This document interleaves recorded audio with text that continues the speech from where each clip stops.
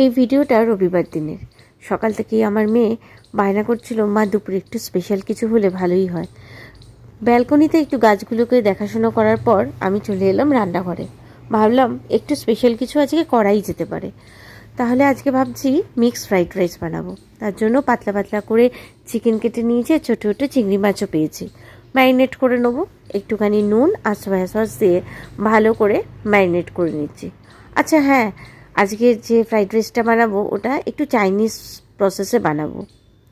এখানে কড়ায় তেল দিয়ে ডিমটাকে আগে একটু বড় বড় টুকরো করে ভেজে নিলাম নুন দিয়ে। কড়াতে তেল দিয়ে সাদা তেলেই বানাচ্ছি। একদম কুচিয়ে রাখা রসুন আর আদা কুচি দিলাম, বেশ একটু হালকা কালার চেঞ্জ হতেই বিনস আর গাজর আর পেঁয়াজ কুচি দিয়ে দিলাম। দিয়ে ভালো করে নাড়াচাড়া করলাম, কাঁচা লঙ্কাও দিলাম। হাই ফ্লেমে কিন্তু নাড়তে হবে, বেশ একটা ফ্রাইড রাইসের মধ্যে কচকচে ভাবটা যেন থাকে।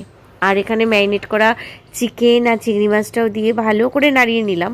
চিকেন চিংড়ি মাছটা আগে থেকে ভাজার দরকার নেই, হাই ফ্লেমে সবজির সাথে ভালো করে ভেজে নিলেই দেখবেন বেশ সুন্দর লাগবে খেতে।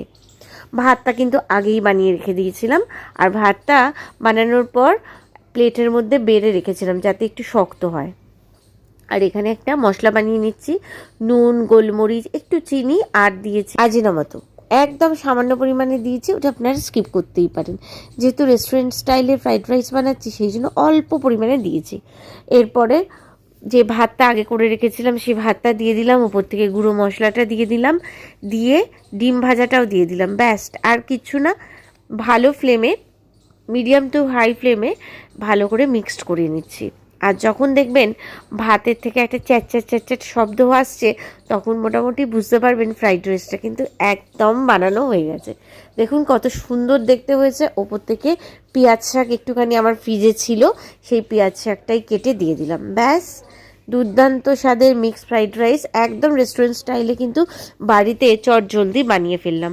সাইড ডিশ বানিয়েছিলাম চিলি চিকেন। ব্যাস, সানডে দুপুরে খাওয়াটা দারুণ জমে গেল। আজকের ভিডিওটা আপনাদের কেমন লাগলো অবশ্যই কমেন্ট বক্সে কমেন্ট করে জানাবেন। আজকের মতন বাই।